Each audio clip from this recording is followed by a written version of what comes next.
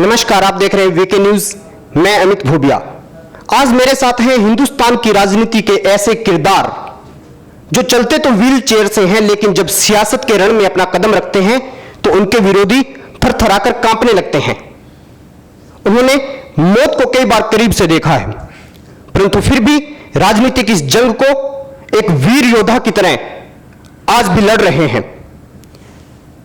छत्तीसगढ़ के पूर्व मुख्यमंत्री, जनता कांग्रेस छत्तीसगढ़ के मुखिया अजीत जोगी जी। जोगी जी, आपका बहुत बहुत स्वागत। धन्यवाद अमित जी। आपकी सेहत कैसी है? और इस वक्त आप दिल्ली में हैं, छत्तीसगढ़ से बाहर हैं, तो इस दौरान छत्तीसगढ़ की सेहत कैसी है? इस बार मेरी सेहत सच में बहुत खराब हो गई थी। मौत का सामना किया या मौत से लड़कर मैं बाहर निकला, पर जैसा आप देख रहे हैं अब मैं बिल्कुल स्वस्थ हूँ, बिल्कुल तंदुरुस्त हूँ और छत्तीसगढ़ जाने के लिए बिल्कुल तैयार हूँ। और जहाँ तक छत्तीसगढ़ की राजनीति का सवाल है, पहली बार छत्तीसगढ़ में छत्तीसगढ़ की पार्टी का उदय हुआ है।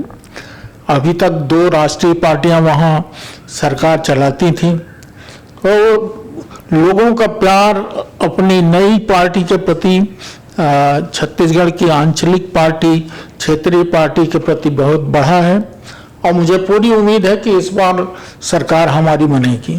हाँ, अब चुनाव भी आ रहे हैं और इस दौरान आपने नई पार्टी का गठन किया है, नया दल बनाया है, तो क्या जो दिल्ली में केजरीवाल जी ने करके दिखाया, एक करिश्मा करके दिखाया, उसको आप छत्तीसगढ़ में दोहरा पाएंगे? और एक नया दल, नई राजनीति, नई सोच, नई महत्वाकांक्षाओं के साथ एक बड़ी चुनौती नहीं महसूस हो रहा?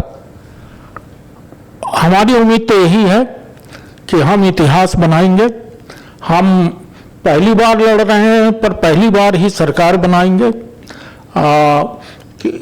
छत्तीसगढ़ की जनता ये समझती है कि छत्तीसगढ़ के फैसले रायपुर से होना चाहिए, दिल्ली या नागपुर से नहीं होना चाहिए। आज अगर समर्थन मूल्य तय करना है धान का, तो 2100 रुपये और 300 रुपये बोनस प्रॉमिस करते हैं रमन सिंह, पर जब दिल्ली जाते हैं तो 1470 रुपये हो जाता है। हाँ, दिल्ली की जब बात आती है तो हम दिल्ली की ओर बढ़ते हैं। आपके ऊपर आरोप लगता है, दिल्ली से ही लगता है खासतौर पे, कि आप धोखेबाज हैं, आपने विश्वासघात किया। गांधी परिवार के साथ जो आपके रिश्ते थे, आपने उन रिश्तों को मझधार में छोड़ दिया। देखिए, इसमें कोई संदेह नहीं कि गांधी परिवार से मेरे बहुत नज़दीक के रिश्ते थे, पर ये कहना है कि मैंने उनको धोखा दिया, ये बिल्कुल गलत होगा। मैंने उनको बताकर, और कोई कटुता नहीं है हमारी और उनके बीच में।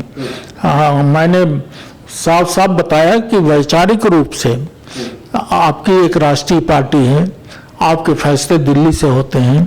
मैं अब अपने जीवन के अंतिम पड़ाव में छत्तीसगढ़ की राजनीति करना चाहता हूँ। दिल्ली से फैसले होते हैं। आप राजीव गांधी जी के साथ रहे और आप पार्टी के अंदर, आप छत्तीसगढ़ में, मैं मानूं कि कांग्रेस अगर था कुछ तो वो अजीत जोगी थे, पर आपने कहा नहीं राहुल जी से कि भाई हमें वहां से सियासत चलाने दो, दिल्ली से फैसले नहीं होने चाहिए?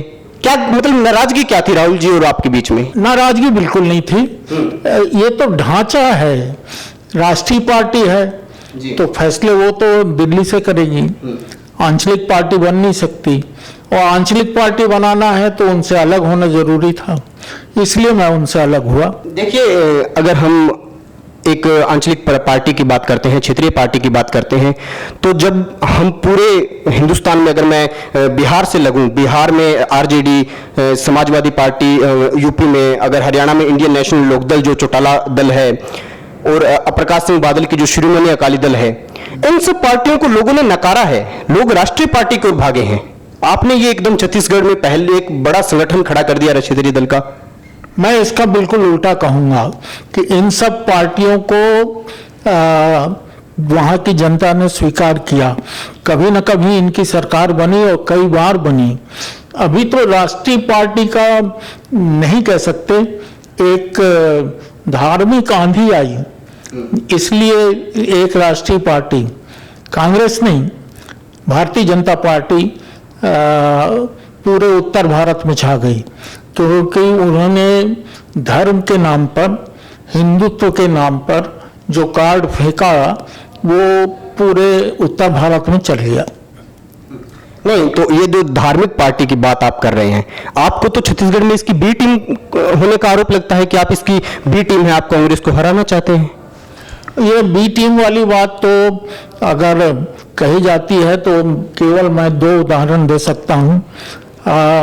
अगर मैं बी टीम में होता तो मेरे ऊपर हत्या का झूठा आरोप लगाकर मुझे गिरफ्तार करने की कोशिश की गई, ये नहीं होता। अगर मैं बी टीम होता तो मेरे ऊपर डकैती का आरोप, वही डोंगरगढ़ के पवित्र मंदिर में चेन चुराने का 10,000 रुपये और कैमरा की डकैती करने का आरोप नहीं लगता। मेरे ऊपर ये झूठे मुकदमे चलाए गए डॉक्टर रमन सिंह की सरकार के द्वारा। और आज की स्थिति में रमन सिंह जी के खिलाफ राजनांदगांव से चुनाव मैं लड़ रहा हूं। अगर हम बी टीम होते तो उनके खिलाफ चुनाव लड़ते नहीं। एक आपको बी टीम इसलिए कहा गया, जब आपने कांग्रेस छोड़ा तो कांग्रेस का बड़ा दल था, उसमें आप एक बड़ा जो हिस्सा था उसका आपके साइड आ गया। अब वो हमने जो कहानी सुनी है ना कि बचपन में कि 2 बिल्लियां लड़ी और बंदर रोटी लेके भाग गया, तो तीसरा व्यक्ति उसका फायदा ले जा सकता है, क्योंकि चौथी बार रमन सरकार का बनना बड़ा मुश्किल था और आपने इसको आसान कर दिया है, उनका ये कहना है। ये बिल्कुल गलत कहना है। चौथी बार वो नहीं आएंगे, इस बार हमारी सरकार आएगी। हाँ, आपकी सरकार आएगी, परंतु एक सवाल है कि जो आपकी धर्मपत्नी है, आपकी एक कामयाब पुरुष के पीछे एक महिला का हाथ रहता है, ऐसा हमेशा हमने सुना है। परंतु उन्होंने अभी तक कांग्रेस के अंदर हैं, उन्होंने अभी आपकी पार्टी को ज्वाइन नहीं किया। ये रणनीति है। अभी तक वो कांग्रेस के अंदर है, कांग्रेस ने उनको नहीं निकाला है। कांग्रेस की सारी सूचनाएं हमको प्राप्त होती रहती हैं। उनके वो बताएं या न बताएं, पर उनकी कब मीटिंग हो रही है, क्या तय हो रहा है, ये तो दूर से ही पता चल जाता है, क्योंकि हम लोग एक ही छत के नीचे एक ही घर में रहते हैं। पर अंततः वो हमारे साथ आएंगी। 41 साल 42 साल का जो रिश्ता है वो ऐसे नहीं टूटता।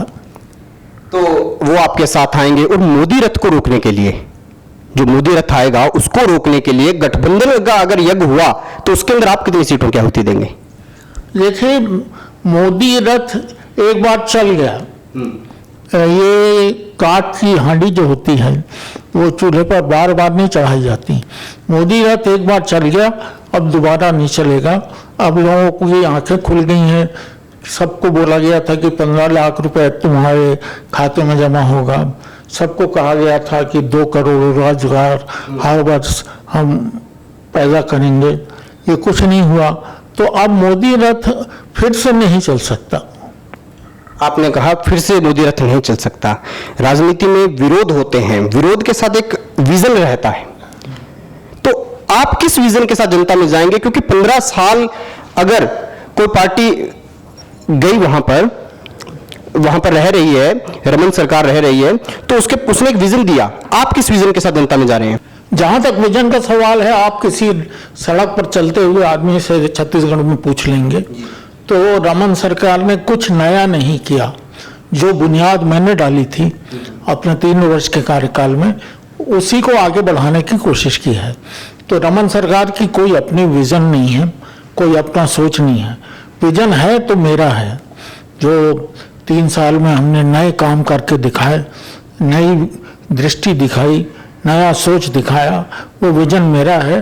और उसी विजन के कारण इस बार छत्तीसगढ़ की जनता हमारी सरकार बनाएगी। मायावती जी से पिछले दिन आपकी मुलाकात हुई, उस मुलाकात के क्या मायने निकालें? क्या विधानसभा चुनाव में उसके परिणाम देखने को मिलेंगे? देखिए, एक बड़ी बात है मायावती जी से मिलना, इस पर मैं इनकार नहीं करता।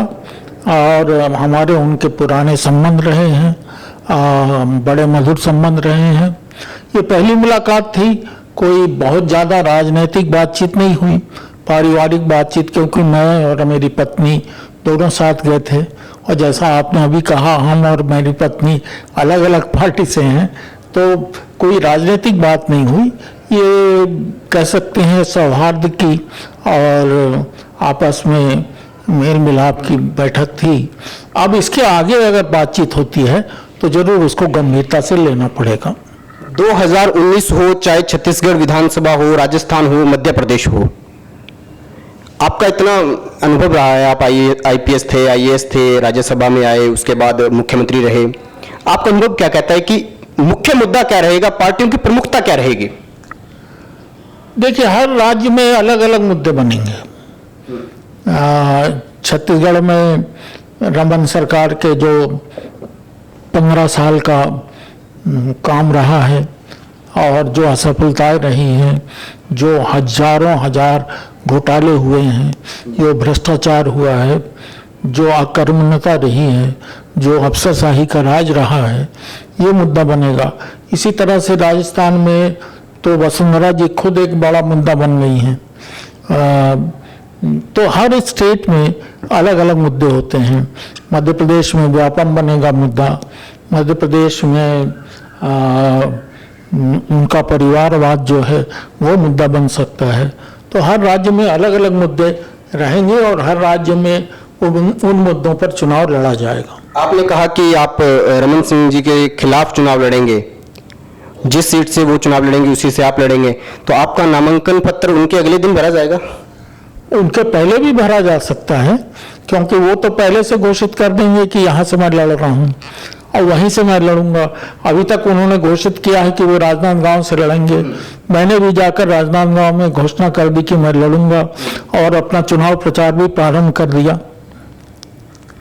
तो दो योद्धा, एक पूर्व मुख्यमंत्री और एक वर्तमान मुख्यमंत्री, जब दो योद्धा राजनीति के भिड़ेंगे तो ये माहौल देखने योग्य होगा। कुरुक्षेत्र का एक नया रंग, राजनीतिक कुरुक्षेत्र का एक नया रंग छत्तीसगढ़ में देखने को मिलेगा। हमारे साथ बातचीत करने के लिए बहुत बहुत धन्यवाद। बहुत बहुत धन्यवाद आपका भी। हम चाहते हैं कि आप सकारात्मक ऊर्जा के साथ आगे बढ़ते रहें, आपके अच्छे स्वास्थ्य की कामना करते हैं। हमारी शुभकामनाएं आपके साथ है और अगली बार जब मेरी आपसे मुलाकात हो तो मैं उम्मीद करता हूं कि आप सत्ता में हो। इसके लिए आपका आभारी हूं। बहुत बहुत धन्यवाद। देखते रहिए वीके न्यूज। कैमरामैन प्रशांत के साथ अमित भोबिया।